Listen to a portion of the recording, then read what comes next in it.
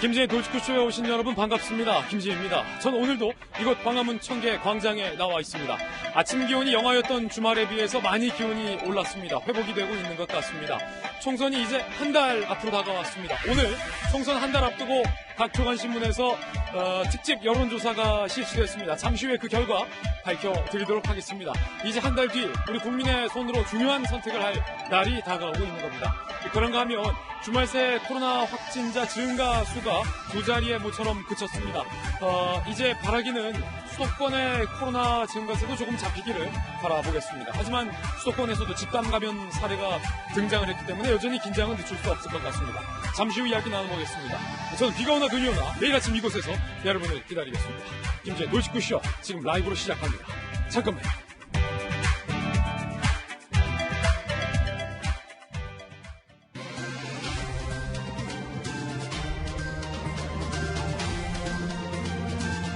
신문 읽어준 남자입니다. 코로나19의 확진자 증가 수가 두 자리에 그쳤습니다. 그런데 그럼에도 불구하고 수도권을 중심으로 여전히 집단 감염 사례가 나오고 있는 상황입니다. 이 가운데 과연 이미 세 주 연기한 개학을 더 미뤄야 되느냐 마느냐가 교육당국의 고민입니다. 만약에 개학을 미룬다면 맞벌이 자녀의 돌봄 문제는 어떻게 할 것인가라는 대책까지 마련해야 되는데 잠시 후에 이 이야기도 나눠보겠습니다. 오늘 조간신문 어떤 뉴스 보도하는지 함께 하시죠. 먼저 동아일보입니다. 모든 입국자에게 발열검사 등 특별 입국 절차를 추진한다. 이제는 국면이 바뀌었습니다. 새로운 국면이 시작됐는데 이른바 유럽에서 입국하는 사람이 확진 판정을 받는 사례들이 나옴에 따라 우리나라보다 더 심각한 이탈리아 등 유럽 국가에서 대한민국으로 입국하는 이 위험성을 어떻게 우리가 관리해야 하느냐가 새롭게 맞이한 국면의 주제가 되겠습니다. 이탈리아, 프랑스, 스페인 곳곳이 텅텅 빈 모습 오늘 동아일보 사진으로 확인할 수 있습니다. 잠시 후에 이야기 나눠보겠습니다. 다음 신문입니다. 이번엔 한국일보입니다. 바로 이겁니다. 유럽을 통한 코로나 역류입 그리고 수도권에서 발생한 신천지와 상관없는 집단 감염 이 두 가지가 이제 최대 과제가 됐다. 한국일보가 핵심을 잘 집었습니다.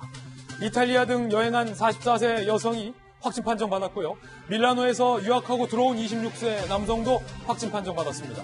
프랑스를 여행한 사람도 한국에 들어와서 확진 판정을 받았습니다. 국내에서도 지역과 국소적인 전파가 지속되고 있습니다. 전문가들은 이거 길어진다 이렇게 얘기하고 있습니다. 다음 신문입니다. 이번엔 조선일보입니다.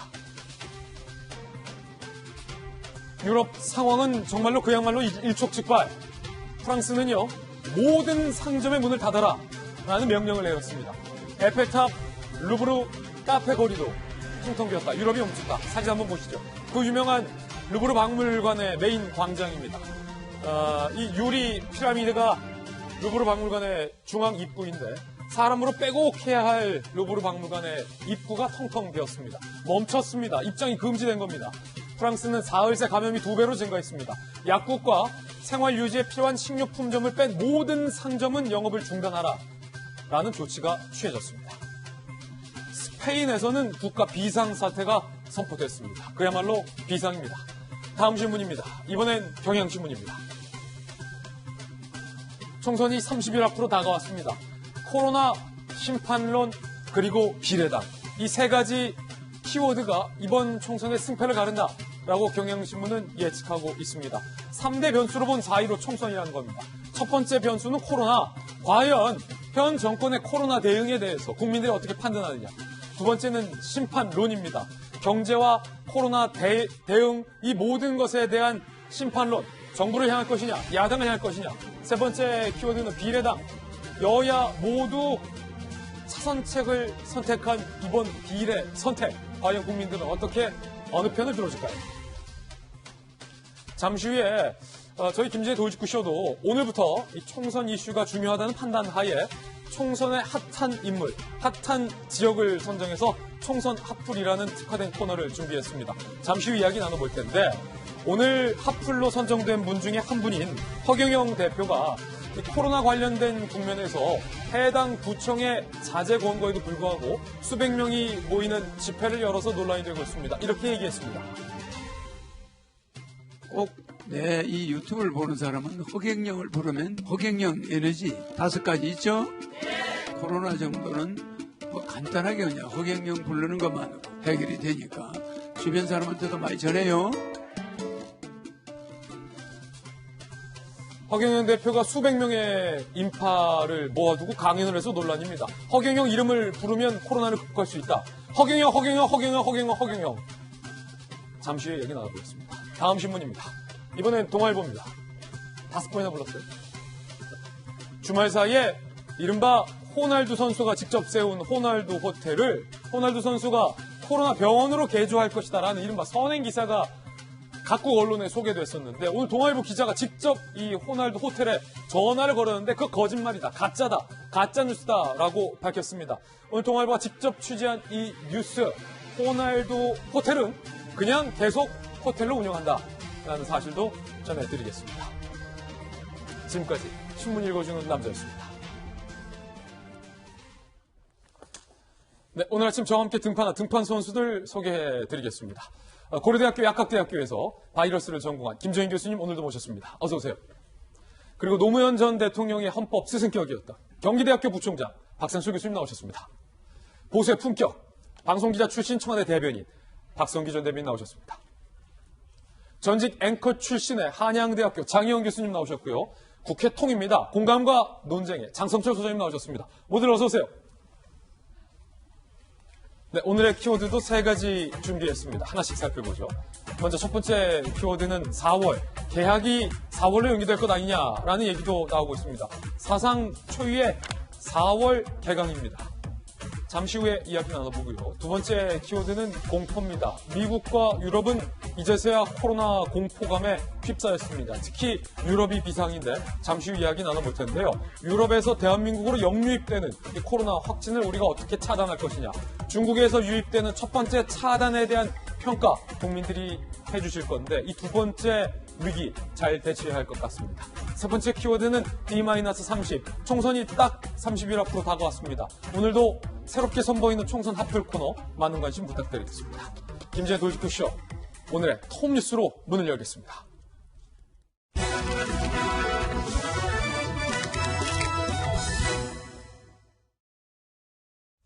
네, 탑뉴스 주제부터 공개하겠습니다. 바로 이겁니다.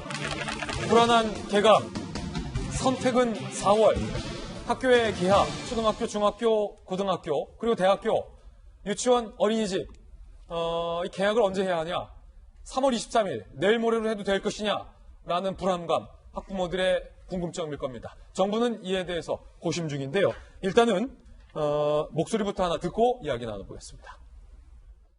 지금 현재로서는 일단 맨 처음 코로나19의 유입 환자가 발생한 1월 20일로 돌아가서 해외로부터의 유입 가능성도 상당히 늘어나고 있고, 물론 입국 관리를 함에도 불구하고 또 지역사회 전파의 위험도 여전히 남아있는 상황이기 때문에 일단은 2자릿수로 줄었다든지 격리 해제가 더 많아졌다든지 이런 것들은 저희 방역당국의 머릿속에는 없습니다.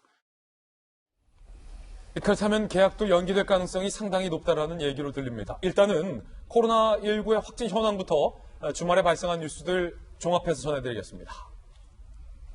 확진자 수는 8,162명이에요. 76명이 증가했다. 23일 만에 100명 이하로 증가세가 주춤했다라는 의미가 있고요. 그렇지만 대구는 6,031, 경북 1,157, 서울이 247, 200명을 넘어섰다는 것. 그리고 경기도 211, 경기 역시 200명을 넘었었다는 것. 게다가 서울과 경기 등 수도권에서 집단 감염 사례가 계속해서 나오고 있다는 점은 여전히 불안한 상황으로 볼 수가 있겠습니다.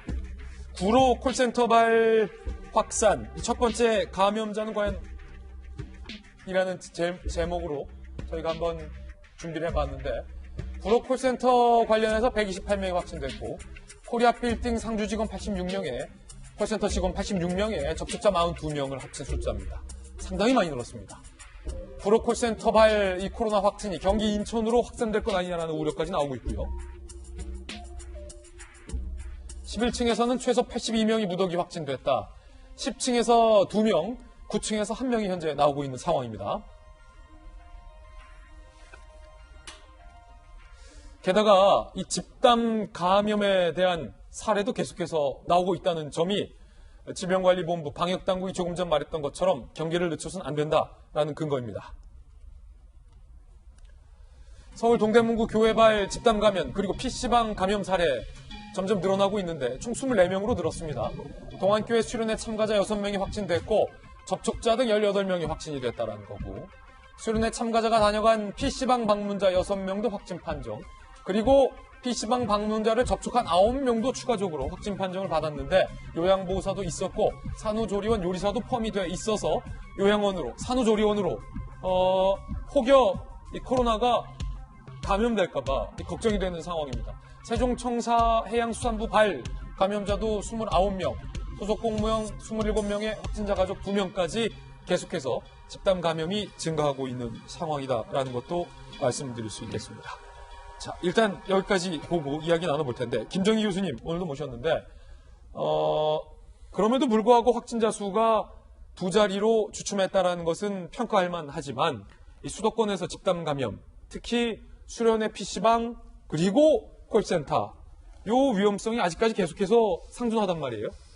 그러니까 그동안의 확진자 수, 그러니까 수백 명, 최대는 뭐 900명 가까이 나오기도 했는데 이거는 앞서도 말씀드린 적이 있는데 이제 대구, 경북에서 신천지 교인들로 인해서 발생한 예외적인 사례라고 볼 수 있고요. 이제 다시 원점으로 돌아가고 있는 중입니다. 근데 아직까지도 이제 100명에 가까운, 물론 두 자릿수긴 합니다만 100명에 가까운 확진자가 지금도 나오고 있고, 그리고 말씀하신 것처럼 어떤 수도권, 특히 그러니까 전국적으로도 마찬가지지만 수도권 지역에서 이 집단 감염 사례들이 발생을 하고 있기 때문에 아직은 안심할 단계가 아니고요.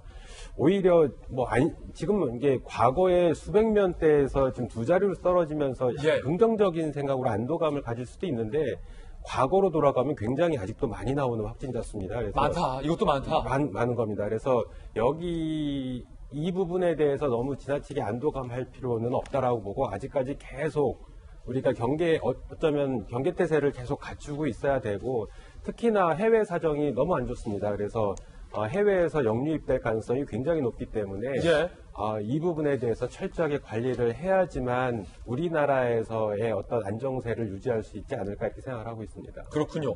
오늘 사실상 가장 뜨거운 이슈는 이제 계약 연기를 이미 2주 이상 했기 때문에 23일부터 계약을 할 수 있느냐, 해야 하느냐. 만약에 23일에 계약을 한다면 학부모들이 아이들을 학교에 안심하고 보낼 수 있느냐와 관련된 문제에 대해서 이야기를 좀 나눠봐야 할 것 같습니다. 만약에 또 연기된다면 사상 초유의 4월 계약인 셈입니다. 4월 계약 가능성. 오늘 마침 문체부 차관님 전직 나오셨고 경기대학교 부총장님 나오셨기 때문에 이 문제에 대해서 좀 얘기 나눠볼 수 있을까요? 사상 초유 4월 계약. 미성년자 코로나 환자가 총 343명이라는 것 깜짝 놀라셨죠? 저도 깜짝 놀랐습니다. 우리가 미성년자 환자가 누가 발생했다는 건 계속 들었지만 합쳐놓으니 343명이다. 이게 적은 숫자가 아니라는 거예요. 고등학생 125명, 초등학생 83명, 중학생 81명. 계약 이후 슈퍼 전파지로 우려가 되고 있는 곳은 바로 어디? 학교라는 것. 교육부는 이르면 오늘 이거를 연장 여부 발표한다는 거예요. 교육부가 사실 지난주부터 계속해서 고민해 왔습니다. 4월 계약이 현실화될 땐 법정 수업 일수를 감축해야 한다. 안 그러면 수능을 연기해야 한다라는 가능성까지 나오고 있는 상황입니다. 휴업 3단계. 1단계는 3주일 이내의 휴업, 이 방학 일수가 감소하고 2단계는 4에서 7주간 휴업, 수업 일수 10% 감축이 허용되고 8주 이상 휴업 시에는 휴업 대책을 마련해야 한다라는 상황도 참고로 말씀드리겠습니다. 박성규 전 대변인께서 보시기에 그래도 정부 부처에 차관을 하셨잖아요. 이 교육부가 단도직입적으로 계약을 미뤄야 합니까? 그냥 밀어붙여야 합니까?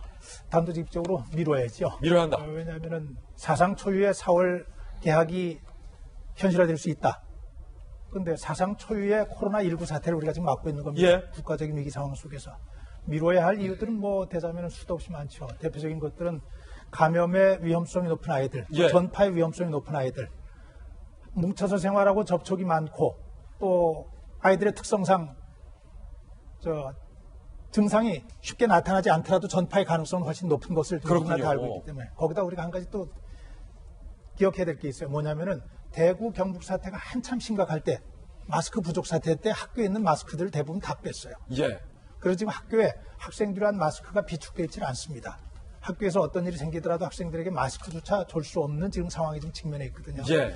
당연히 이거는 좀 뒤로 미뤄야 하는데. 사태가 아니라 사례. 예, 사례. 예, 그죠? 예. 수업일수가 지금 법정 수업일수가 190일로 돼 있어요. 190일인데 거기에 학교장 재량에 따라서 10% 정도를 드릴 수 있게 돼 있어요. 그러면 산술적으로 171일입니다.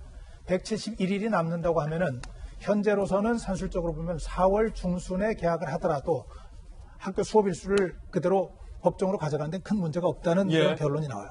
더 중요한 것은 이런 경우에 지금 법정 수업일수뿐만 아니라 중간고사다 또는 뭐 대학 입학사 시험이다 학력고사다 하는 것들에 대한 연쇄적인 반응을 걱정하는데 수학능력시험. 예, 수학능력시험 학력고사는 옛날 일이죠. 그렇군요. 이게 지금 이런 문제들은 순차적으로 다 조정할 수 있는 사안들입니다. 예. 교육부가 정부 내에서 할 수 있는 사안들이에요. 만일의 경우 조정이 어려운 행정사항이 있다면 그걸 풀어줘야 하는 것이 정치의 문제죠. 늦춰라. 예, 늦춰야 되는 것이고요. 이 부분에 있는 것은 무엇이 더 중요한가?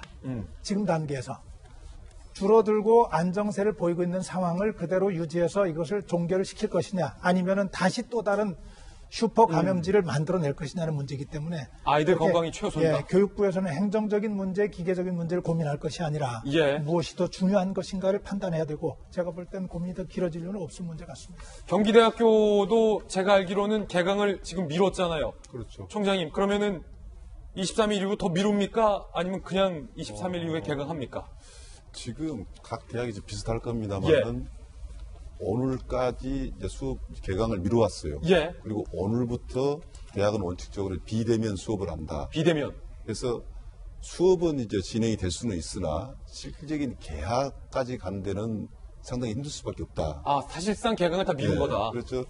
저도 어저께 이제 수업 준비를 하면서 LMS라고 이제 인터넷망에 올리지 않습니까? 이제 수업 방식을 어떻게 하겠다 했을 때 저도 결국 지금 상황에 적응할 수밖에 없더라고요. 그래서 일단 단톡방이나 이런 걸로 서로 소통을 하고 또 다중에 모인 것보다는 소극 그룹별로 만나서 이야기를 하고 또 그전은 먼저 이게 교수가 먼저 이야기했지만 요즘 또 방식 중에 하나가 먼저 예습을 해가지고 선생한테 물어보는 게 있거든요. 예. 자연스럽게 그런 방식으로 이제 갈 수밖에 없는 이제 수업 방식을 짜게 됐는데 학교란 것이 지금 코로나 방역 시스템에 굉장히 취약할 수밖에 없어요. 학교가 취약하다. 이게 다행히 방학 때 일어났기 때문에 정말 다행이지 학교가 개학한 상태에서 일어났으면 어땠을까 끔찍하거든요. 학교는 다른 공공기관에 비해서 상당히 넓으면서 또 굉장히 초밀집적인 상황이 많거든요. 그래서 코로나 사태를 막는다는 것은 거의 불가능할 수밖에 없다. 이게 교실 하나하나가 다 콜센터 같다라는 말씀이세요? 그렇죠. 예. 그래서 또 하나가 뭐냐면 다른 그 행정기관하고는 달리 학교라는 것은 이 통제 시스템이 또 약해요. 취약할 수밖에 없습니다. 경기대 같은 경우도 서울에 캠퍼스 있고 수원에 캠퍼스 있지만 실질적인 어떤 방역 시스템으로 가면은 수원시의 협조를 얻을 수밖에 없고 또 서울은 구청의 도움을 받아야 되는 학교가 자율적으로 이 방역 시스템을 한다는 것도 굉장히 어렵습니다. 상황도 안 좋고 시스템 제어 능력도 약한 것이 학교다. 그렇기 때문에 당연히 저는 연장하는 것이 저는 이제 맞다고 보고요. 예를 들어서 대구가 3.28 운동을 하지 않습니까? 힘들더라도 3월 28일까지 참자. 예. 저는 학교는 새로운 장면을 뭔가 또 예측을 수 없는 상황이 나올 수 있기 때문에 예. 3월 말까지 모든 경우 수를 검토하고 연구를 해서 예. 학교로 개학하는 것을 해야 된다고 해서 정말 마지막 우리가 고비라고 생각하고 우리 이제 박 교수님 말씀대로 각 대학 고등학교 다르고 중학교 다르고 유치원 다르겠습니다만은 이 학교 단위의 어떤 그 개학 시기는 정말 신중하게 이거야말로 총리께서 교육부 장관만이 아니라 모든 부처가 총동원해서 머리를 짜내야 될 부분이다. 미루자. 생각합니다. 두 분 다 일단 개학을 미뤄야 한다라는 의견 주셨고, 김정인 교수님, 방역적으로 봤을 때도 그게 맞겠죠? 당연히 맞습니다. 개학을 연기해야 되는 상황이고요. 어쩌면 최대 이번 학기 내내 개학이 연기될 수도 있겠다라는 생각을 가지고 있습니다. 왜냐하면 해외 사정이 너무 안 좋기 때문에 만약에 지금 개학을 하게 되면 방학을 풀고 개학을 하게 되면 지금 우리나라 같은 경우에는 이제 발생 피크가 한번 올라갔다가 내려왔거든요. 이게 다시 한번 올라갈 수가 있어요. 만약에 계약을 하게 계약한다면. 되면. 예. 그러니까 과거에 지금 어린 아이들이 잘 안 걸린다. 이게 어떤 요인인지 모르겠다. 이런 얘기가 있었는데 이제 그게 생물학적인 요인일 수도 있는데 지금 보면 여러 가지 상황에 우리나라에서 지금 300명이 넘는 미성년 확진자가 나왔다는 얘기는 생물학적으로 미성년들이 감염되지 않을 이유가 하나도 없는 거예요. 그동안은 물리적으로 예. 방학 기간 내에 발생을 하다 보니까 그렇군요. 접촉 기회가 없어서 발생을 안 했을 뿐이지 만약에 접촉 기회가 늘어나게 되면 뭐 지금 구로 콜센터와 보다 훨씬 더 심각한 상황이 올 수가 있는 거예요. 애들도 똑같이 걸린다. 어리다고 안 걸리는 거 절대 아니다. 네. 그러면서 이게 또 가정에 또 확산을 시킬 수가 있는 거고 굉장히 위험한 요소들이 많이 남아 있습니다. 그래서 개학을 무조건 연기하는 게 더 맞다라고 보고 지금 뭐 저희 학교 같은 경우에는 어제까지가 방학이었고 오늘부터 개강이 들어갔거든요. 예. 온라인 수업으로 거의 100% 다 전환이 됐습니다. 그러니까 직접 대면이 없는 상황이니까 뭐 유치원 포함해서 초중고등학교에 대해서도 교육부에서는 만약에 최악의 경우에 이번 학기 내내 개학을 할 수 없는 상황이 돌아온다라고 그러면 이 부분을 어떻게 할 것인가에 대해서 지금부터 논의가 들어가야 될 거라고 예. 생각을 합니다. 그러니까 발생 상황 추이를 보면서 그때그때 결정을 하게 되면 항상 허점이 발생할 수가 있거든요. 그래서 지금부터 철저하게 요 시스템, 그러니까 최대 1학기 내내 예. 방학을 시행을 할 거다, 계약을 못하고 이런 상황까지 대비를 해서 진행을 해야 되지 않나 이렇게 생각을 하고 있습니다. 참 이게 아이들 건강이 최우선이니까 계약을 연기해야 한다라는 어쩔 수 없는 조치에 대해서 모두가 다 공감을 하고 있지만 사실 저도 부모지만 맞벌이하는 가정, 어린 자녀 과연 이 누가 아이를 돌봐줄 거냐. 그렇다고 회사에서 마냥 휴직할 수 있는 것도 아닌 상황이잖아요. 그것도 한계가 있고 이 부분에 대한 대책, 교육부는 자기 소관 아니라고 뒷짐만 질 것이 아니라 여가부랑 같이 좀 계약을 연기했을 때의 어떤 그 돌봄, 양육 문제에 대한 대책도 좀 같이 내놓는 모습을 제발 좀 부탁드리겠습니다. 거기에 또 하나는 예. 일선 학교 주변에 학원가가 지금 다 문을 닫았거든요. 일부 극성인 그 지역의 학원은 아직도 성행을 한다라는 얘기가 들리는데 이거는 뭐 제가 개인적으로 들은 얘기고 대부분의 학원들이 문을 닫고 있는데 아마 비싼 임대료를 내면서 언제까지 학원 문을 닫을 수 있을지 어떤 지원을 해야 될지 이런 부분도 정부가 좀 고민을 맞습니다. 해야 되지 않을까 이렇게 생각을 하고 있습니다. 예, 학부모들의 이야기 들어보고 다음 주제로 넘어가겠습니다. 개원을 하더라도 혹시나 하는 마음이 들어서 아직 고민하고 있는 중입니다. 조금 진정세가 뭐 들어서는 같긴 한데 그래도 걱정은 되죠, 애들이라서. 시기상조가 아닐까 싶기도 하고 아무래도 보낸다 하는 자체가 좀 위험할 것 같아요. 감염에 대한 염려나 이런 부분이 있어서 지금 바로는 좀 학교에 보내기가 좀 겁이 나는 그런 실정입니다. 가족끼리 있는 상태에서도 마스크를 항상 착용할 정도로 걱정이 됩니다. 개학이 되더라도 좀 안 보낼 생각입니다. 네, 이번엔 저희가 준비한 두 번째 이슈입니다. 코로나 유입, 두 번째 전쟁, 즉 해외에서 유럽에서 들어오는 영유입을 우리가 이번에는 경계해야 할 것 같습니다. 실제 사례자도 나오고 있습니다. 일단은 미국과 유럽 상황부터 살펴보고 이야기 이어가겠습니다. 보시면 미국 같은 경우는요, 국가 비상상태를 선포했어요. 13일. 국가 비상사태. 대규모 집회, 각종 행사 금지되고요. 각종 놀이시설 폐쇄되고요. 문화시설도 폐쇄됩니다. 16개 주가 약 3주간 휴교에 처해지고요. 확진자가 미국은 최소 3,155명, 62명 사망을 했습니다. 프랑스 같은 경우는요, 그제 자정부터 그러니까 생활에 필수적인 최소 식료품점, 마트, 동네 마트와 약국을 뺀 모든 상점, 커피숍, 그렇죠? 백화점, 쇼핑몰, 모든 상점이 한 달간 영업 중단 조치가 처해졌습니다. 극단적인 조치죠. 확진자가 4,000명 이상 나왔어요, 프랑스. 그리고 사망자가 91명이 넘습니다. 상당히 많습니다. 프랑스 언론은요, 전국 상점의 폐쇄령, 현대사의 처음이다. 프랑스 언론도 깜짝 놀라고 있는 상황입니다. 스페인 같은 경우도 국가 비상사태를 선포했습니다. 2주간 생필품과 약품 구매, 출퇴근 목적 외에는 자택에 머물러야 한다. 사실상 외출 금지령이 전 국민에게 내려졌고요. 확진자는 6,000명 이상 나왔고 196명이 사망을 했습니다. 덴마크, 폴란드, 러시아는 국경을 폐쇄했고요. 영국은 오는 5월에 지방선거를 1년 연기하기로 극단적 선택까지 꺼내 들었습니다. 그럴 수밖에 없던 게 이 같은 유럽에서의 확진자 수와 사망자 수가 기하급수적으로 늘어나고 있고 특히 사망자 수가 우리나라와는 상당히 좀 차원이 다르다. 특히 이탈리아 같은 경우는 왜 이렇게 사망자가 많이 나올까? 라는 의문마저 드는 상황입니다. 이 유럽에서 대한민국으로 유입되는 코로나 영유입 사례도 나왔습니다.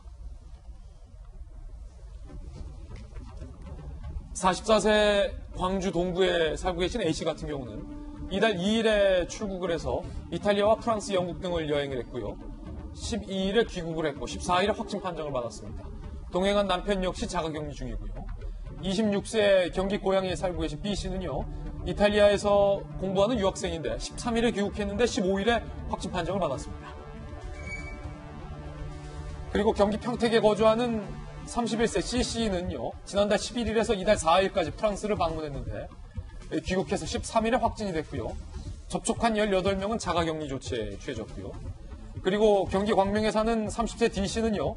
2일에 출국해서 체코를 방문했고 13일 입국했는데 14일 확진이 됐습니다. 그러니까 프랑스, 이탈리아, 체코, 영국을 방문했던 대한민국 국민들이 각각 확진 판정을 받고 있는 상황이라는 겁니다. 박능우 보건장관은요. 전 입국자, 모든 해외의 전 입국자에 대해서 특별 입국 절차를 시행할 것이라는 발언도 했습니다. 들어보시죠. 전 세계적으로 팬데믹 현상이 나타나고 있기 때문에 실무적으로 행정력이 충분히 따라갈 수 있는지 준비가 뭐가 필요한지 등을 따져서 가능한 빠른 시일 안에 전 입국자에 대해서 특별 입국 절차를 시행하도록 준비를 하고 있습니다. 장선수 소장님, 네. 사실은 업무 때문에, 공부 때문에 어쩔 수 없이 이제 유럽에서 공부하고 있는 분들이 굉장히 많잖아요.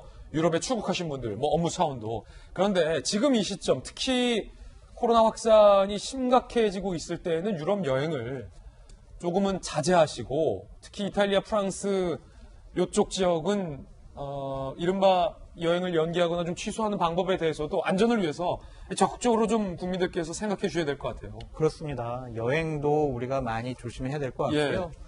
그쪽 지역에서 또 들어오시는 유학생분도 계실 거고 교민들도 있지 않습니까? 예. 이런 분들의 건강관리도 상당히 중요할 것 같습니다. 맞습니다. 특별 입국 조치라는 것은 어쨌든 모든 입국하는 분들에게 발열과 호흡기 증상을 다 검사를 받아야 되고 건강질문서를 다 작성을 해야 되는 이런 부분이 있거든요. 그러니까 이런 부분들이 무증상으로 입국했다가 대중교통을 이용을 하고 그분들이 또 어떻게 또 퍼뜨릴 수 있는 그런 우리가 아무것도 모르는 상황에 닥칠 수가 있기 때문에 이런 부분들조차도 서로 정말 국민 개개인이 다 조심해야 될 것 같다는 생각이 듭니다. 예, 저희가 앞서 4명의 어떤 확진 사례 말씀드렸지만 다 최근에 이탈리아, 프랑스, 영국 등을 체코를 방문했다가 한국에서 확진 판정을 받은 사례이기 때문에 이 부분 앞으로 굉장히 중요해질 것 같은데 유럽의 상황에 대해서 앞서 잠시 말씀드렸지만 장희영 교수님, 유럽이 지금 올스톱이다라고 봐도 무방한 거잖아요. 유럽뿐만 아니라 미국도 지금 올스톱이라고. 미국에서는 이런 얘기도 하더라고요. 예. 일상의 마비가 새로운 기준이다. 그러니까 마비된 게 지금은 정상이고 그게 기준이다라는 이야기가 나올 정도로. 사재기도 막 심각하게 하고. 맞아요. 미국의 마트에도 문 열기 전부터 줄 서서 혹시나 하는 이 상황 때문에 그러니까 아무래도 그 팬데믹 선포 이후에 이제 미국에서는 갑작스럽게 그 분위기가 퍼진 것 같고 유럽 같은 경우에도 이윤이 뭐니 해서 유럽은 하나다 이런 이게 아무 의미가 없을 정도로 다들 지금 자국의 어떤 사실상 그 국경을 폐쇄하는 조치를 취하고 있는 나라들이 속속 나오고 있고 우리나라도 조금 전에 확진자 유럽 다녀온 다음에 확진자 몇 명 나왔습니다만 그걸로 그치는 게 아니라 그 확진자로 인한 지인들이나 회사 동료들 확진자가 지금 늘고 있는 상황이거든요. 예. 그러다 보니까 지금 앵커님 말씀하신 대로 유럽의 코로나19는 또 다른 변종, 또 다른 뭔가 더 큰 감염성이나 전파성이 있는 것 아닌가 이런 이제 해석까지 나오는 상황이에요. 이 상황에서 지금 유럽이든 미국이든 다들 지금 우리나라의 어떤 상황보다 더 그쪽 급작스럽게 약간 패닉 같은 현상으로 사실 디즈니랜드도 지금 문 닫았다 이런 이야기 굉장히 큰 소식이거든요. 성화 봉송하는 것 자체 일정 자체를 그리스가 취소했다라는 것도 어마어마한 것이고 올림픽 성화 봉송도 사람들 모이는데 혹시나 문제 생길까봐 교황청에서 그 부활절 행사 같은 것을 인터넷으로 하는 걸로 역시 다 좀 이례적인 일들이 세계에서 다 역사적인 일이 벌어지고 있거든요. 이 상황에 우리나라도 물론 대비를 해야 될 것이고 감정적으로 동요할 일은 없습니다만 지금 이 부분을 조금 우리나라 확진자 줄어든다고 간과할 일은 또 아닌 것 같아요. 예, 제가 사실은 김정인 교수님 프랑스에서 공부할 때 수개월 동안 제가 머물렀던 이제 숙소가 프랑스 조그만 집이었는데 루브르 박물관 근처였어요. 그래서 공부하러 왔다 갔다 하는 길에 항상 이제 루브르 박물관 근처를 버스 타고 왔다 갔다 했는데 단 하루도 루브르 박물관 유리 피라미드 광장 앞에 사람이 줄이 안 섰던 날이 없었는데 그 많은 세월 동안 지금 루브르가 폐쇄되니까 사람이 한 명도 없다. 이른바 프랑스와 이탈리아, 한국으로 들어온 영유입되는 것. 지난번에 우리가 중국의 다른 성으로부터의 어떤 입국 차단조차 안 했잖아요. 지금 우리가 이 유럽에서 들어오는 영유입 사례 어떻게 관리하느냐가 정말 중요한 문제 같아요.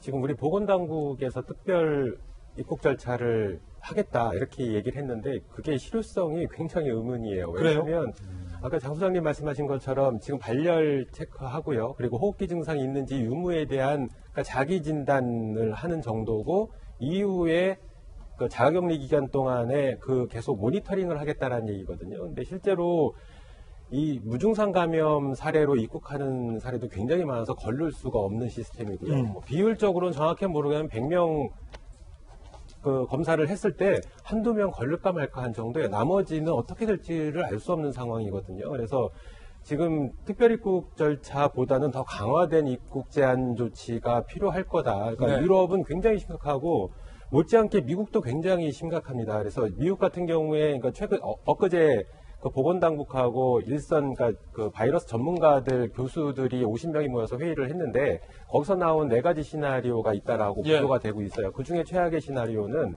통제를 제대로 안 했을 경우에 그러니까 미국 인구의 한 50에서 60%가 감염이 될 거다. 이렇게 최악의 시나리오를 내고 있거든요.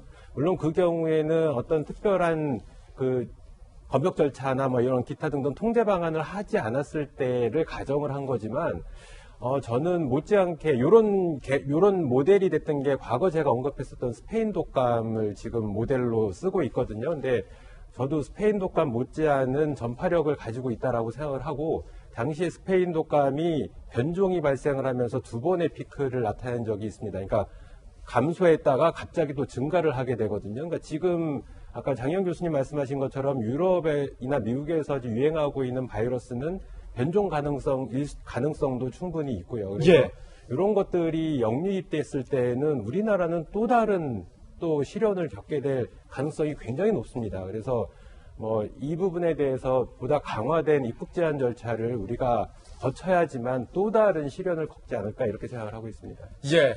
자, 그 가운데 정부가 이 대구, 청도 등을 특별 재난 지역으로 선포키로 했습니다. 어려운 우리 대구 주민분들에게 그나마 조금 작은 보탬이 될 것 같아서 다행입니다. 함께 보시죠. 특별재난지역 선포, 조금 좀 빨리 특별재난지역으로 선포했으면 어땠을까 하는 아쉬움이 있지만 그래도 정부의 이번 조치 굉장히 환영할 만한 일입니다.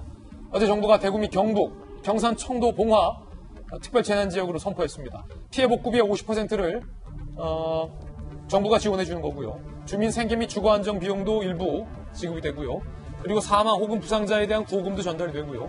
건강보험료, 통신비, 도시가스, 전기요금 등이 감면이 된다라는 겁니다. 그러니까 지금 사실 제가 대구의 사위예요.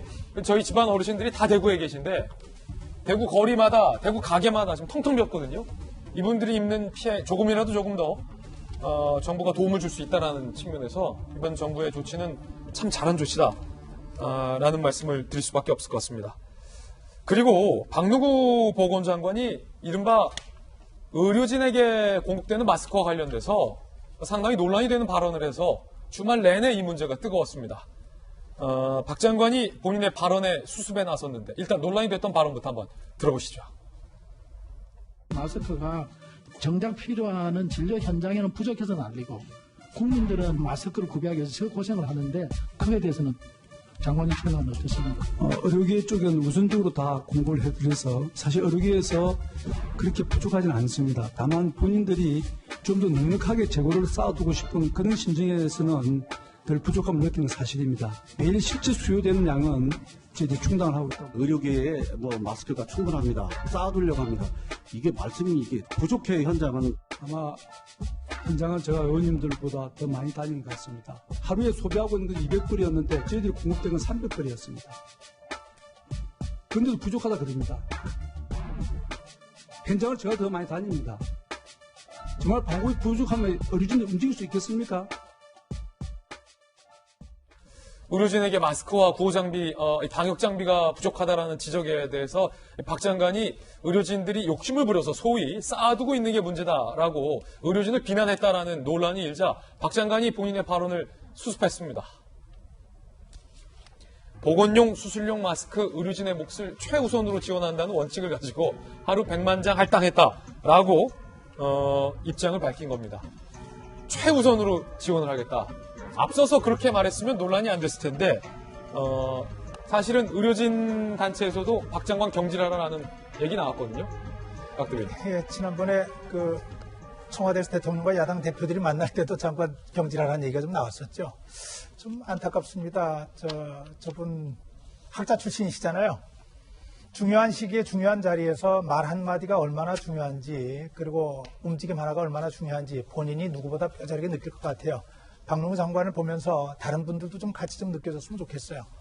말 한마디가 지금 상황을 굉장히 좀 위무하면서 사람들에게 기대를 갖게 할 수도 있지만 어떤 경우에는 그 말 한마디가 아픈 가슴을 더 후벼 파서 더 정말 치명적인 상처를 만들어내는 경우가 있거든요. 공직자들이 적어도 그런 문제를 만들어내서는 안 되겠죠. 예. 조금 전에 있었던 우리 유럽과 미국의 경우를 잠깐 짚고 싶은 부분이 하나 있는데요.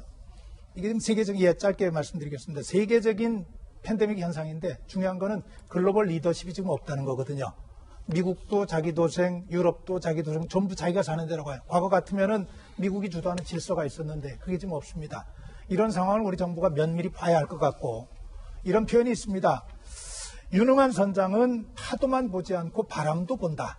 이 바람이 어디서 어떻게 불어오는지 어디로 불어갈 것인지 우리 정부에서 이 점을 좀 유념해서 살폈으면 좋겠습니다. 예. 네.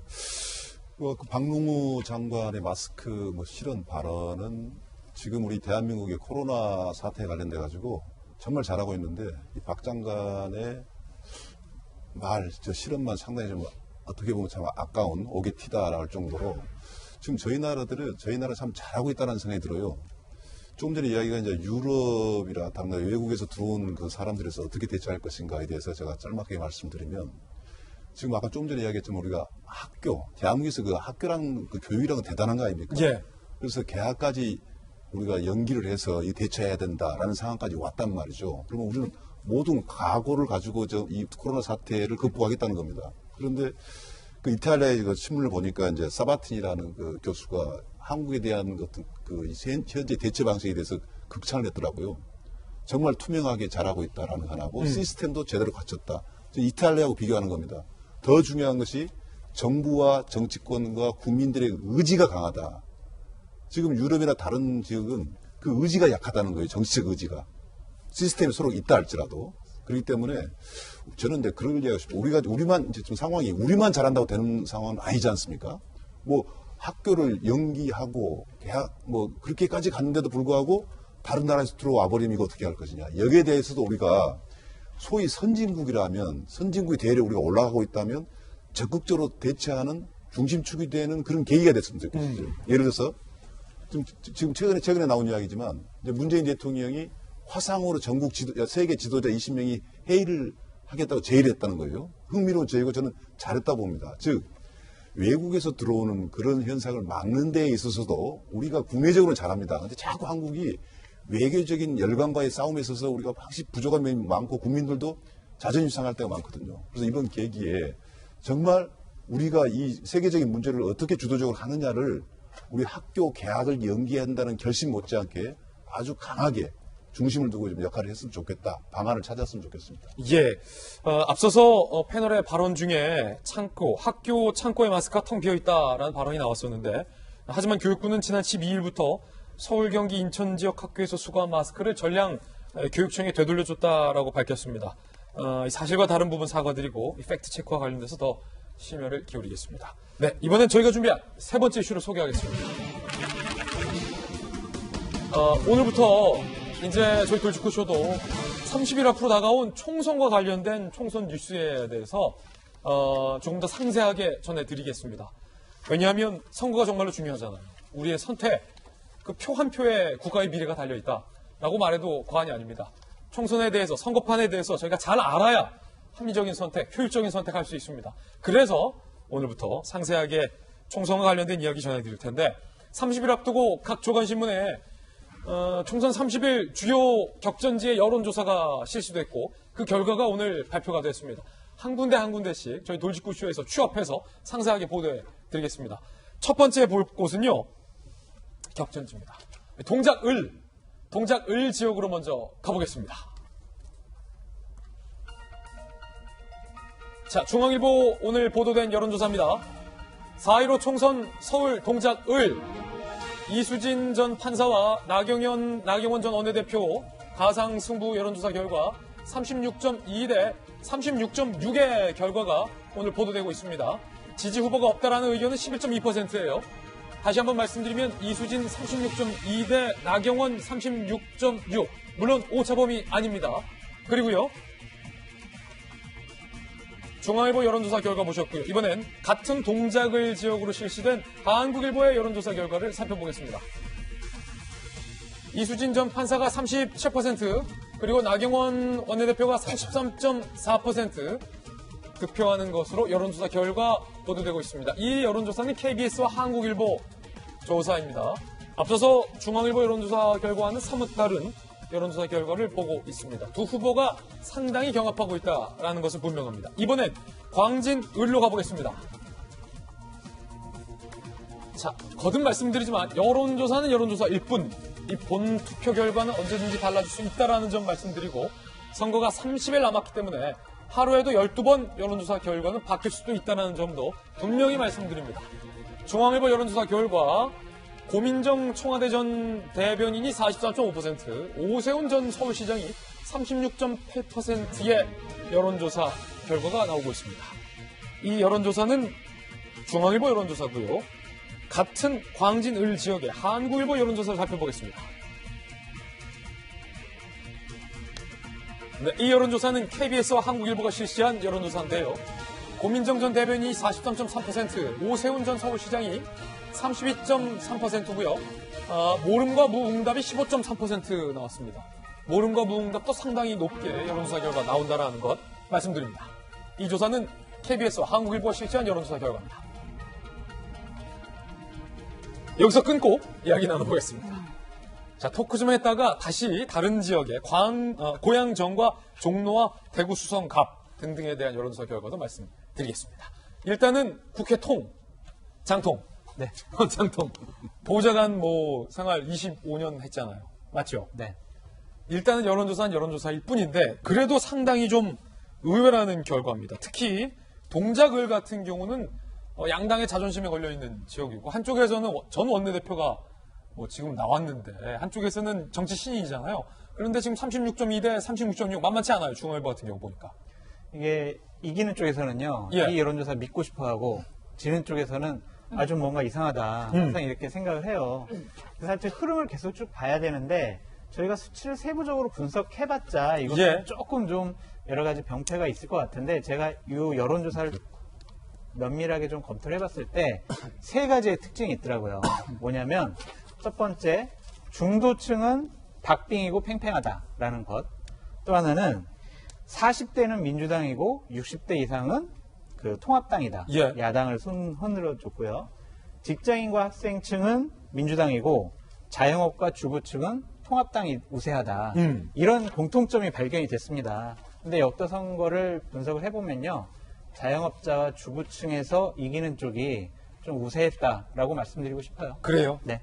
아직까지 여론조사 결과 바뀔 수도 있다는 건데 오늘 모처럼 변한문 교수님 나오셨습니다. 사실 김정인 교수님 가셨고 변한문 교수 나오셨는데 판사 대 판사 대결 아닙니까? 같은 법조인으로서 봤을 때 이수진 전 판사는 이번에 민주당이 영입한 정치 신인이고 나경원 원내대표는 판사 출신으로서 이 지역에서 오랜 현역이잖아요. 네. 것은 사실 인지도라든가 여러 면에서는 비교할 수가 없겠죠. 더구나 또 이수진 후보 같은 경우에는 블랙리스트에 피해를 봤다고 했었는데 사실 또 막상 그 명단에 있지 않았었다라는 논란까지도 있어서 그렇군요. 과연 조금 여러 가지 좀 논란이 야기 됐었는데 이 상황에서도 사실 박빙 내지는 팽팽한 승부를 보이고 있다라는 것은 야당 입장에서는 많이 곱씹어올 대목이 분명 있을 것 같습니다. 예. 경제나 안보나 여러 가지 면에서 분명히 정부에 대해서 상당히 견제 내지 심판에 대한 의견이 있는 것도 사실인데 아직 그것에 대해서 야당이 제대로 의견을 수렴하지 못하고 있고 거기서 충분히 정권 심판론을 이야기하지 못하고 있다라는 것, 그만한 지지를 가지고 오지 못하고 있다라는 것은 야당으로서는 좀 뼈아프게 새겨야 될 대목일 것 같습니다. 그렇군요. 그런가 하면 지금 고민정 전 청와대 대변인과 오세훈 전 시장의 여론조사 결과도 한번 다시 볼까요? 이렇게 나오고 있는데 박성규 전 대변인 네. 직접 선거도 해보셨으니까 대변인도 청와대 대변인도 해보셨고 이 지역 같은 경우도 사실상 자존심이 걸린 게 양당의 자존심이 걸렸어요.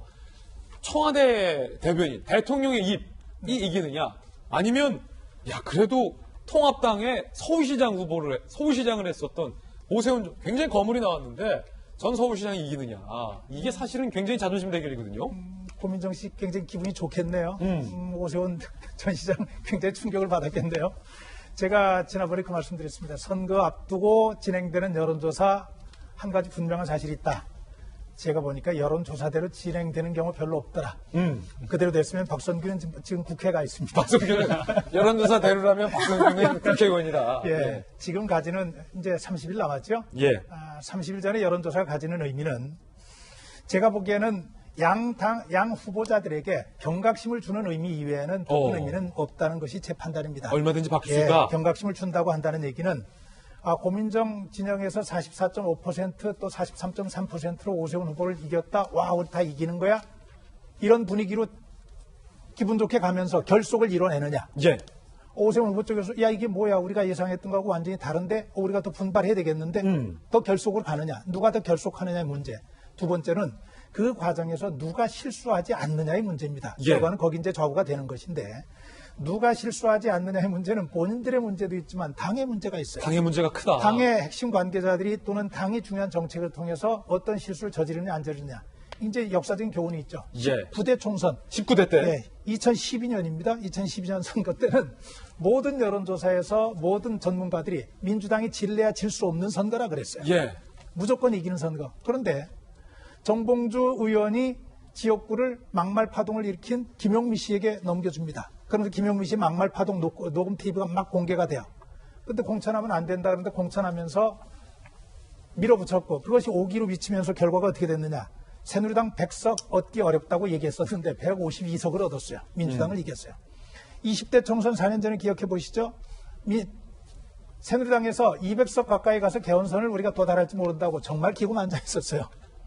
난리가 났었죠. 그래서 민주당에서 김종인이라고 하는 선대위원장을 삼고초를 해서 모셔왔던 거죠.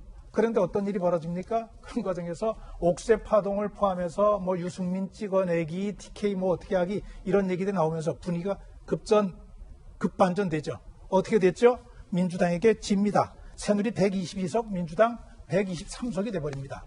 선거는요. 30일 지금까지 과정보다 앞으로 남아있는 시간이 훨씬 중요하고 지금 남아있는 시간 동안에 누가 실수를 덜 하느냐의 과정이기 때문에 제가 볼 때 저게 큰 의미 부여하고 가지는 않아도 괜찮을 것 같다는 생각들입니다. 이번에 동작을 광진을 이 후보들 여론조사 결과 지금 한국일보, 중앙일보 2개 정도 정리해 주셨잖아요. 제가 좀 공통적으로 본 거는 뭐냐 하면 왜 지지하느냐. 전 이 부분을 좀 봤어요. 왜 지지하느냐? 이례적인 것이 없이 동작을 같은 경우에도 이수진 전 판사 같은 경우에는 정당을 보고 지지한다라는 답이 좀 많이 우세했고 나경원 후보 같은 경우에는 인물을 본다라는 또 마찬가지로 오세훈 후보와 고민정 후보의 대결에서도 고민정을 왜 지지하느냐에 대해서는 역시 그 이력, 청와대 대변인 출신의 당을 보고 지지한다라는 게 굉장히 더 훨씬 앞섰고 오세훈은 인물이었어요.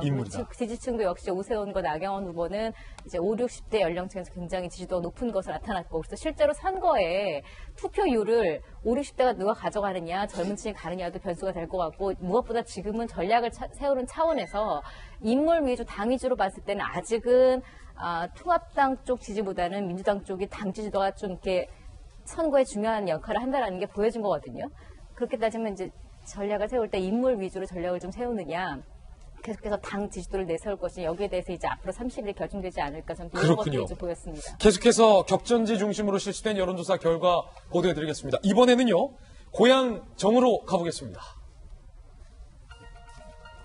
4.15 총선 경기 고양정과 관련된 여론조사도 오늘 중앙일보에 실시됐는데 카카오뱅크의 전 대표였던 이용우 후보가 42.2% 그리고 부동산 전문가인 미래통합당의 김연아 의원이 39.1%의 여론조사 결과가 나오고 있습니다. 이 여론조사는 중앙일보 실시한 여론조사 결과고요. 이번엔 KBS와 한국일보의 경기 고양정 여론조사 결과 보여드립니다. 이용우 후보가 35.7%, 김연아 의원이 29.0%로 결과가 나오고 있다는 것도 오늘 보도가 되고 있습니다. 역시 이 조사는 KBS와 한국일보가 실시한 여론조사라는 건 말씀드리겠습니다. 장성철 소장님. 네. 사실은 이 경기도 사시잖아요. 네. 고양지사입니다. 고양지 살잖아요. 네. 딱 자기 지역구야. 네. 맞죠? 네. 그 사실은 고양 이쪽에서 가장 큰 안건은 이른바 정부의 부동산 대책 때문에 사실은 경기 일산 고양 이쪽이 다 부동산과 관련돼서 민심이 부글부글하다라는 건데 여론조사 결과는 어떻게 이렇게 나옵니까? 저도 솔직히 저 여론조사를 보고 좀 당황스러워요. 저희 지역 같은 경우에는 어쨌든 3기 신도시 때문에 고양시 집값이 많이 하락했거든요. 그래서 주민들이 되게 분노해하셨고 김현미 장관 같은 경우엔 지구당을 한 달 동안 폐쇄할 정도로 민심이 그렇게 안 좋았어요. 근데 지금 현재 민주당의 후보가 대략 10% 이상 앞선다는 것 자체는 아무리 생각해도 제가 이해할 수는 없지만 억지로 이유를 찾아보자면 미래통합당이 아직도 국민들에게 어떠한 믿음을 주지 못하고 있다. 네. 대안 세력으로서의 믿음을 주지 못하고 있다라는 점밖에 안 보입니다. 그렇기 때문에 앞으로 이러한 여론조사의 흐름을 미래통합당의 지도부는 잘 판단을 하고 이 부분을 어떻게 다시 지지율을 견인해낼 것이냐 그런 부분에 대한 고민이 되게 필요할 것 같아요. 지금 고양 지역 같은 경우엔 어쨌든 민주당에 대한 분노가 많거든요. 그런 지역에서조차 지금 지고 있다? 이것은 통합당의 지도부가 상당히 심각하게 생각해야 될 것 같다라는 생각이 듭니다. 예, 이번에는 종로 핫 오브 핫 플레이스입니다. 종로의 여론조사 결과 어떻게 나왔을까요? 이낙연 대 황교안 대 이낙연이죠. 중앙일보 실시한 여론조사 결과 보면 이낙연 전 총리가 50.5%, 황교안 대표가 30.2%의 여론조사 결과입니다. 20.3%포인트. 맞죠? 크게 차이가 나네요. 중앙일보가 실시한 여론조사 결과를 보고 계십니다. 변한봉 변호사님. 네. 종로라는 것이 사실은 각 당의 차기 대권 주자들이 이번에 경합을 벌이기 때문에 종로 국회의원 선거가 아니라 사실상 미리 보는 대선 전초전이라는 별명도 있는데 아직 30일 남았긴 합니다만 이낙연 대 황교안 대 이낙연 물론 중앙일보 여론조사 결과지만 다른 조사에서는 다룰 수 있겠지만 왜 이렇게 크게 차이가 나는 겁니까? 아직은 좀 힘든 상황이라고 보셔야 될 것 같기는 하고요.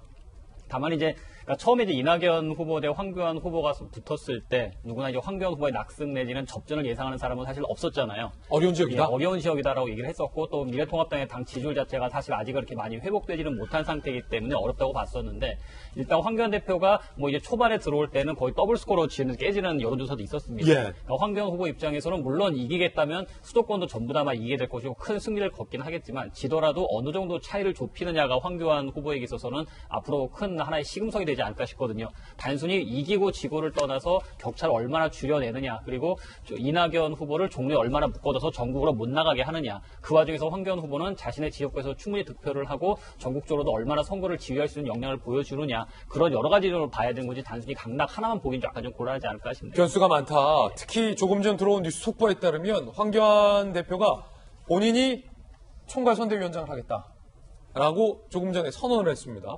그렇기 때문에 종로 선거도 치르면서 전국 선거까지 황 대표가 지휘를 해야 될 상황이니까 거기서의 드러나는 역량이 향후 여론에도 중요한 영향을 끼칠 거다라는 건데 박상철 교수님도 사실은 선거 나갔었거든요. 그렇죠?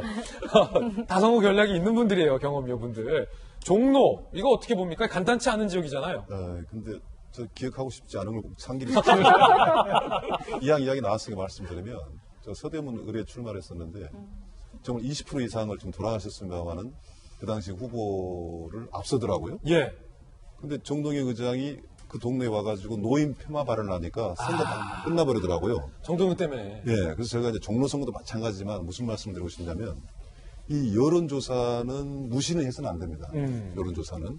더 중요한 건 뭐냐면 현재 여론조사가 어떤 변화를 해 갈 것인가를 보는 쪽이 저는 굉장히 중요하다고 보고 지금의 이제 여론조사 결과는 뭐 현재 여당을 유리하게 하기 위해서 일부러 나온 여론조사는 아니라 봅니다. 아직 이제는 우리나라에 그런 여론조사는 존재하지는 않거든요. 현재 그 지역의 판세, 이 현재 성향, 그것을 그대로 드러난 거다. 그러면 앞으로 뭐가 중요하냐면 이 흐름을 뒤집으려면 새로운 이슈가 나왔을 때는 또 확 바뀐다는 거죠. 그래서 현재 야당 같은 경우는 몇 개 아주 한 지역 빼놓고는 지금 한 7, 8개 지역 중에서 여당이 좀 앞서간다고 나오지 않습니까? 그러면 야당한테 이런 임무가 있는 거예요. 현재 이런 판세를 뒤엎을 수 있는, 변화를 줄 수 있는 이슈를 만들어내야 된다. 물론 이슈라는 것이 만들어낸다고 통하는 건 아닙니다. 만들어지게 돼 있거든요. 그러면 그 이슈를 잘 탈 수 있는 그러한 선거의 어떤 그 리더라든가 어떤 기획력, 그게 굉장히 중요한데 통합당이 과연 그걸 갖고 있느냐라는 것에 대해서는 약간은 의문부가 갑니다만은 그 노력을 해야 될 것 같고 이제 또 중요한 것은 뭐냐면 역시 출마자가 누구냐는 건데 국민들이 아마 별것 아닌 것 같은데 비례당의 후보자가 누군가 또 굉장히 중요할 것 같아요. 예. 그 누가 들어오냐에 따라서 새로운 이슈가 나올 수 있다는 것이죠. 그래서 지금의 여론조사는 무시할 수는 없으나 그럼에도 불구하고 선거가 앞으로 남았을 때 분명한 우리가 어떤 암시를 주냐면 수도권은 요동을 치겠구나 라는 암시를 분명히 주거든요. 그래서 그렇군요. 앞으로 이것을 뒤엎을 만한 이슈를 주도해 간 측이 이길 선거가 되지 않겠느냐라고 예측하는데 이것은요. 예. 이번만이 아니라 역대 선거 다 그래왔습니다. 한국에서. 사실은 장통, 국회통이니까 종로에서 이겨야 사실은 대권 쉽게 갈 수 있다. 그렇죠. 이게 사실은 이 선거판의 전설 같은 이야기잖아요. 근데 지금처럼 저 50대 30 이런 식의 20%의 격차는 상당히 줄어들 거라고 봐요.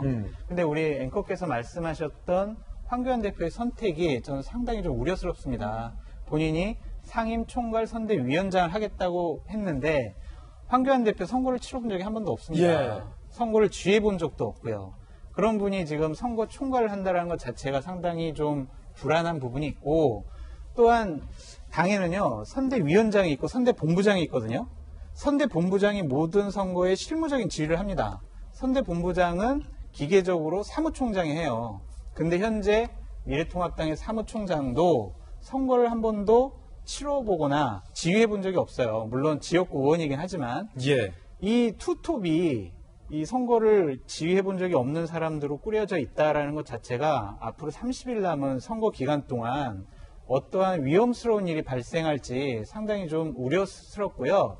제가 이제 말씀드리고 싶은 건 선대위원장하고 선대본부장 사이에 총괄 선대본부장을 하나 만들어야 될 거라고 생각이 들어요. 예. 그래서 좀 선거를 좀 치러봤던 분이 이것을 좀 실무적으로 치를 수 있는 그런 제도적인 기반을 마련을 해줘야 이 리스크를 좀 최대한 줄일 수 있다 이렇게 말씀드립니다. 예, 이번에는 종로에 이어서 대구 수성갑으로 가보겠습니다. 김부겸 대 주호영. 대구 수성갑 KBS와 한국일보가 실시한 여론조사 결과는요.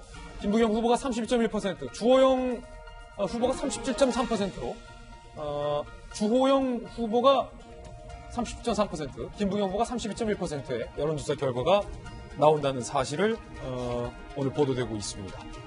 사실은 장통, 네.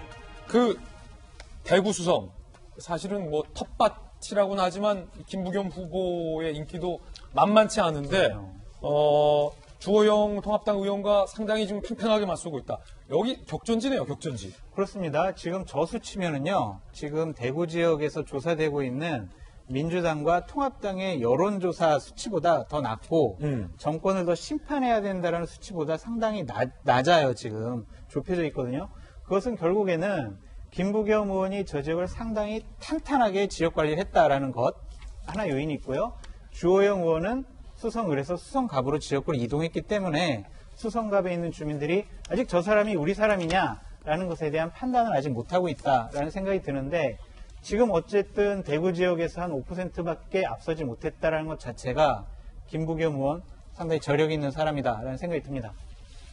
이 부분을 제가 아까 똑같은 기준에서 보자면 왜 김부겸을 지지합니까? 왜 주호영을 지지합니까? 라는 거에서 여기서 또 반대예요. 오히려 주호영 의원이 당을 지지하는 차원에서 주 후보를 지지한다. 오히려 김부겸 의원은 인물 쪽에 좀 더 지지도가 높았거든요. 이걸 본다면 정말 김부겸 의원이 그동안 물론 지역구에 다닌 것도 있겠습니다만 자신의 인물에 대한 어떤 의지를 굉장히 많이 피력해서 다만 주호영 의원은 지금 대구 사태 대구 지금 지역 자체가 코로나 때문에 굉장히 지금 여러 가지 힘든 것도 있고 정부에 대한 불신도 있고 하잖아요. 그러다 보니까 주호영 의원이 아직은 인물보다는 당 때문에 지지를 얻고 있는 상황인데 지금 이거를 누가 위기로 잡고 누가 기회를 잡느냐가 대구 지금 이 지역에서는 또 조금 관전 포인트가 되지 않을까 싶습니다. 예. 그런가 하면 이번 선거의 또 하나의 변수는 비례당입니다. 아까 한 조간신문 같은 경우는 여러 가지 총선 변수 중에 한 가지 포인트가 이제 비례당에 대한 국민들의 민심이 중요한 영향을 미칠 것이다라고 얘기를 했는데 오늘 중앙일보 제목대로라면 민주당이 사실상 비례연합정당 창당을 주도하고 있다라는 기사가 나오고 있습니다. 이해찬 대표, 이낙연 전 총리의 이야기 들어보시죠. 미래통합당은 위성정당이라는 반칙과 편법으로 의석을 도둑질하려고 합니다. 이 반칙과 편법을 응징하고 유권자 민심 그대로 선거에 승리하겠습니다. 거대 야당의 나쁜 의도를 저지하고 연동형 비례대표제의 취지를 조금이라도 살려내자고 전당원 투표를 통해 뜻을 모아주셨습니다. 하지만 정의당은 민주당을 향해 이게 꼼수다라고 비판했습니다.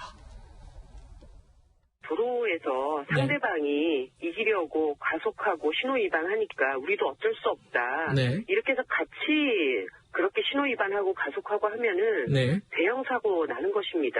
정의당마저 그런 대열에 합류할 수는 없다는 게 저희들의 의지고요. 비례위성정당 꼼수 논란에 정의당이 알리바이가 되는 그런 행위는 하지 않을 것입니다.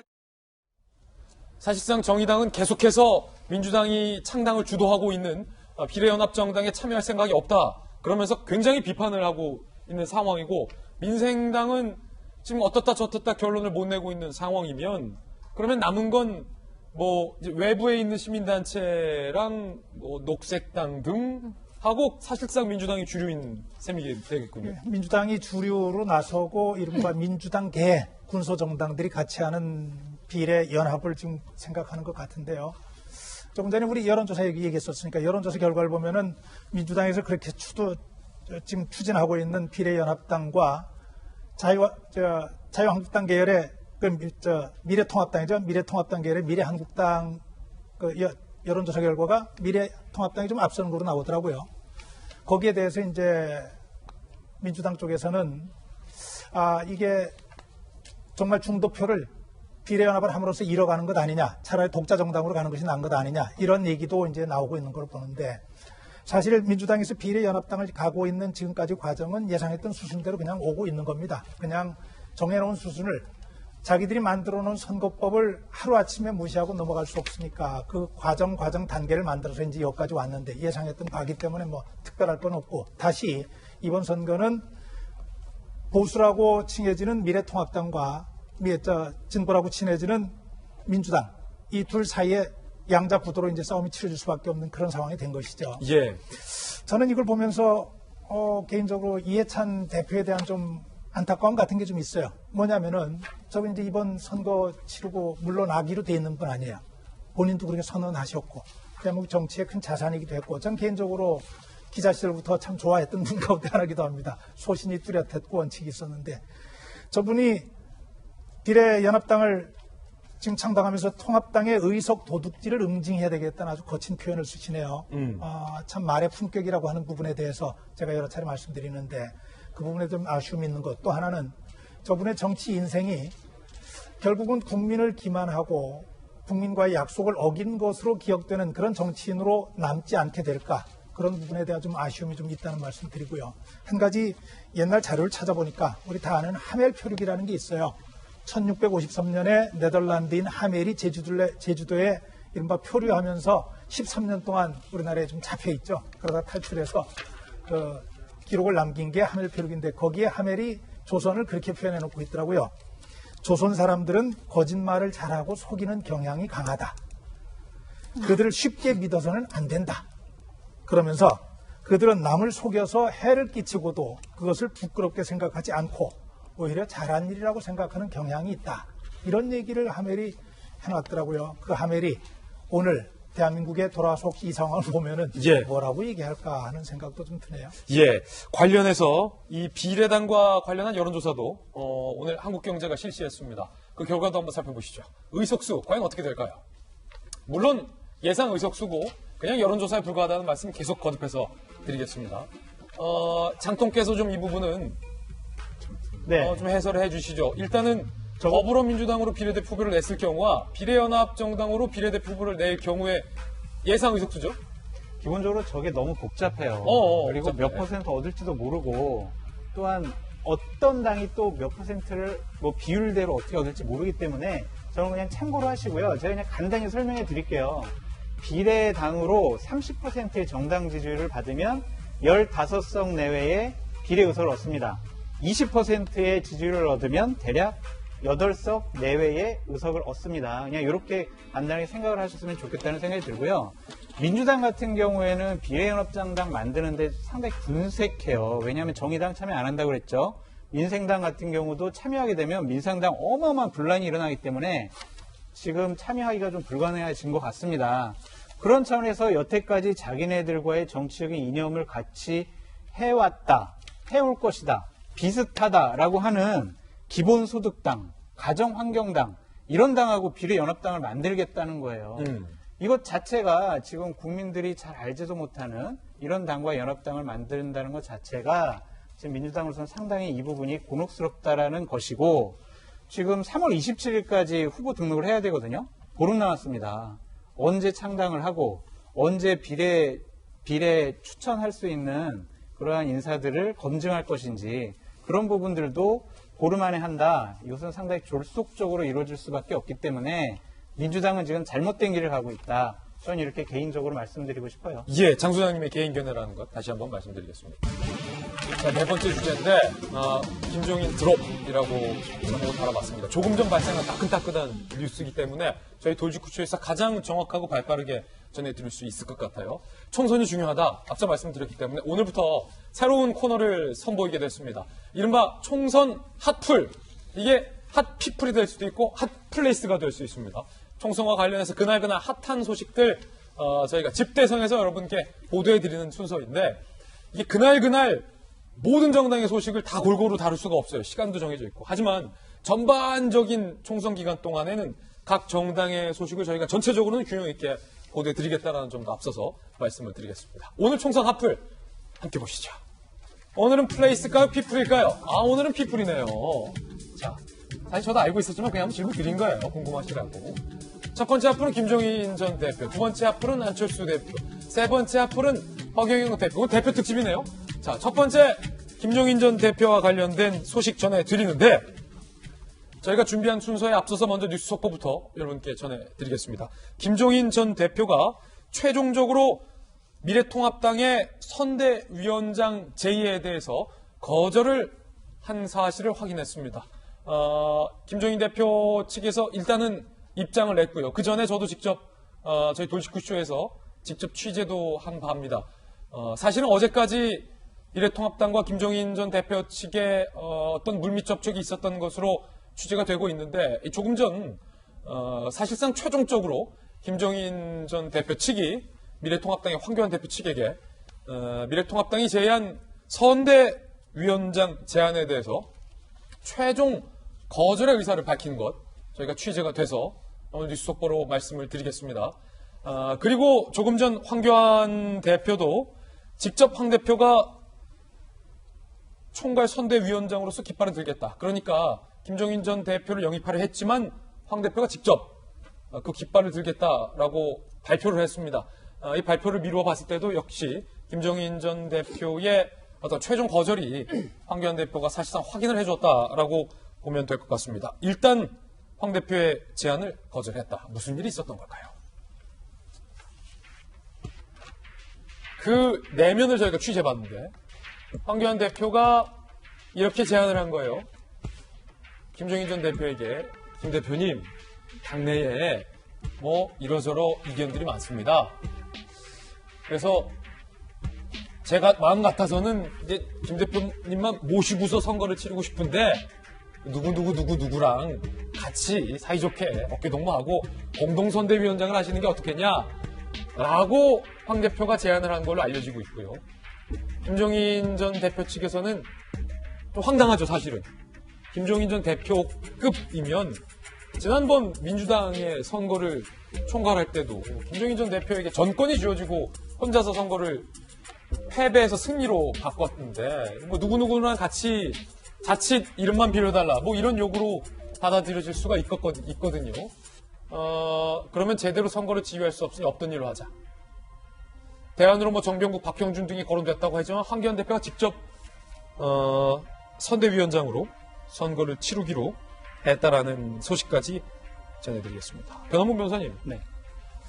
일단은 황 대표 측에서 김종인 전 대표에게 제안했던 제안이 뭔가 김종인 전 대표를 영입하려면 어느 정도의 어떤 예의와 격식을 갖춰야 되는데 황 대표 입장에서 그러지 못했을 당내 사정도 있겠지만 뭔가 좀 격과급이 안 맞았다. 그렇죠. 김종인 대표가 이제 오늘 지금 언론 보도에 나온 것도 얘기를 해보면 당내 복잡한 사정이 있는 것 같다라고 말씀을 하셨는데 사실 가장 컸던 점은 황교안 대표가 당대표로서 충분한 권한과 그 행사할 수 있도록 지위를 보장하지 못했다라는 게 크지 않나 싶습니다. 황 대표가 보장을 못해준 거다. 그렇죠. 그러니까 지난번에 이제 김종인 대표가 더불어민주당 총선을 지휘할 때도 당내 잡음이 나올 때마다 문재인 대표가 이제 스스로 그것에 충분히 보호를 해줬었거든요. 자택까지 찾아갔어요. 그렇죠. 정권을 다 김종인 그 대표에게 줬으니까 김종인 대표가 총선을 치른다. 문재인 대표와 당시 대표가 이제 그런 나서서 앞서 막아주니까 당내 분란들을 일거에 다 잠재우고 오늘 힘과 권한이 다 집중될 수밖에 없었는데 현재는 황교안 대표가 그 김종인 대표를 총괄 선대위원장으로 하겠다라고 하니까 당내 여러 가지 이견이 나왔던 상황에서 정리를 못하는 모습을 보여줬습니다. 그럼 이 상황에서 김종인 대표가 온다고 하더라도 사실상 할 수 있는 게 별로 없거든요. 공동선대위원장으로서 사실 어떤 사람을 공천해 주느냐, 어떤 정책을 하느냐 두 가지가 가야 될 텐데 이미 공천은 거의 끝이 난 상황이 돼버리고 정책을 가지고 선거를 이긴다는 것도 쉽지 않은 상황이고 그나마도 또 황교안 대표와 힘을 실은다 하더라도 당내 여러 의견들이 나오면서 왜 김종인 대표 그런 식으로 해줘야 되느냐. 거기에 대해서 김종인 대표가 왔을 때 내가 도저히 황교안 대표를 믿고 갔다가는 아무것도 못하고 이름만 빌려주고 우승골 당하겠다. 나이 들어서 뭐하러 그런 짓을 하겠느냐라는 현실적인 판단을 하셨겠죠. 그렇군요. 왜 이번에도 김종인 전 대표가 자기의 정치적 어떤 틈새를 찾았을까? 우리가 좀 심각하게 생각할 부분이 있어요. 왜 저러시지가 아니고, 그리고 저는 지금 선대위원장을 완전히 거절한 것이라고는 보지 않아요. 아, 그래요? 아직도 불신이 좀 남아있을 수도 있다. 기억나실 겁니다. 박근혜 대통령이 이제 거의 뭐 모든 정권을 주고 비상대책위원장 비슷하게 이제 영입을 했을 때 뭘로써 이제 서로 이제 그 교환을 했냐면 경제민주화를 받아들여라. 실제 그 선거에서 오히려 그 반대 더불어민주당 쪽을 지지할 사람들을 많이 표를 가져갔어요. 그래서 계승이 아니라 예상외를 약간 벗어나는 그런 승리를 이제 거뒀단 말이죠. 박근혜 전 대통령이. 그리고 뭐 직전 이제 이 총선에서도 더불어민주당의 이제 공천권까지 장악하면서 그 정당을 안철수의 공격으로부터 막아서 또 어떻게 보면 승리를 이제 이끌어냈단 말이죠. 일당으로 만들어냈죠. 이번에 사실 좀 기억나실지 모르겠지만 김종인 전 대표가 황교안 대표한테 요구사항이 뭐였냐면 선거 공약에 관해서 나한테 정권을 주면 선대위원장을 맡아주겠다 그랬어요.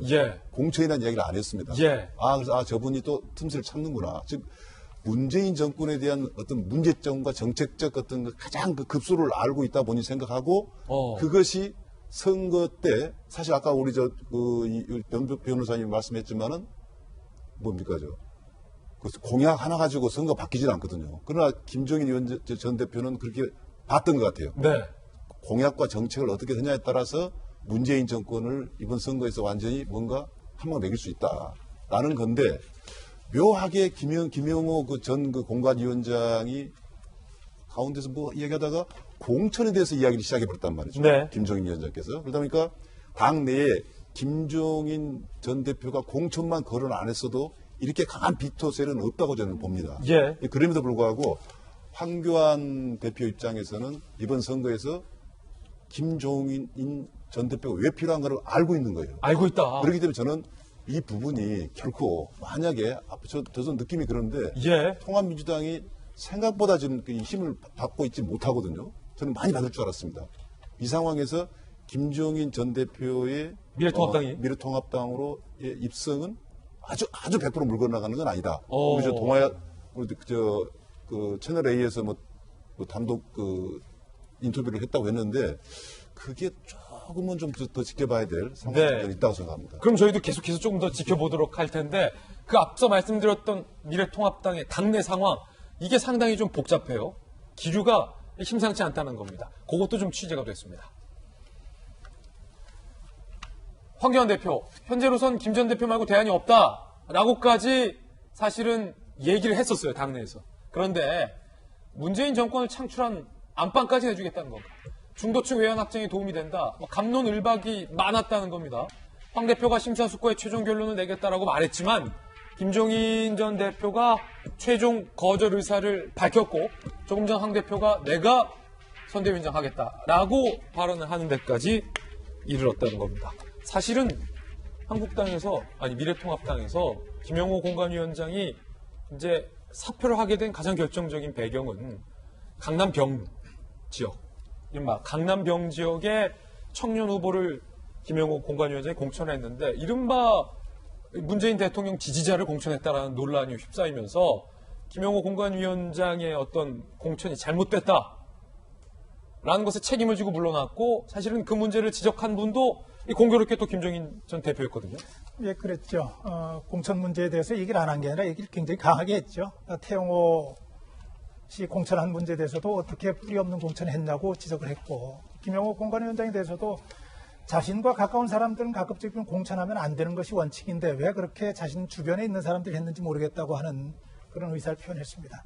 그런 문제와 관계없이 저는 김종인 선대위원장 카드가 지금 이제 우리 박 교수님 넘어갔다고 얘기를 하셨는데 넘어간 게 아니라고 얘기하셨는데 저는 넘어간 걸로 그냥 인정을 하고 다행스럽게 생각하는 입장입니다. 왜냐하면은 세상이 얼마나 변하고 있습니까? 그리고 얼마나 변화가 빨라야 한다고 얼마나 우리들이 다 주장을 하고 있습니까? 그런데 김종인 대표라고 하는 김종인 씨라고 하는 저분은 어떤 분입니까? 언제부터 언제까지 대한민국의 정치를 저분의 손에 쥐어주고 저분에게 이끌려 가겠다는 생각을 하는 건지 저는 그 생각부터 좀 못마땅하고요. 두 번째로 박 장관님의 어떤 개인적인 견해라는 거 개인적인 견해 맞습니다. 예. 네. 두 번째로 민주통합당은 어쨌거나 이번을 정권 심판론으로 치르겠다는 것 아닙니까? 정권 심판론으로 치르겠다면 미래통합당은 정권 심판론으로 치르겠다고 하는 입장이면 지금 민주당과 문재인 정권에 대해서는 이 지금의 오늘을 만든 문제에 있어서 김종인 씨가 가지고 있는 책임이 있거든요. 저분이 일어났던 것들에 대한 책임을 묻겠다는데 그분을 다시 총사령관으로 갖다 앉히겠다? 저는 뭐 엄청난 자가당착이라고 좀 생각을 하는 부분이고요. 저는 그랬으면 좋겠어요. 황교안 대표가 조금 전에 그러면은 내가 맡겠다라고 얘기한 것에 약간의 짜증이 묻어있는 그런 좀 느낌이 좀 듭니다. 당내 여러 반발에 대해서. 왜냐하면은 본인은 지금까지 김종인 대표 말고는 대안이 없다고 주장을 좀 했었던 입장이기 때문에.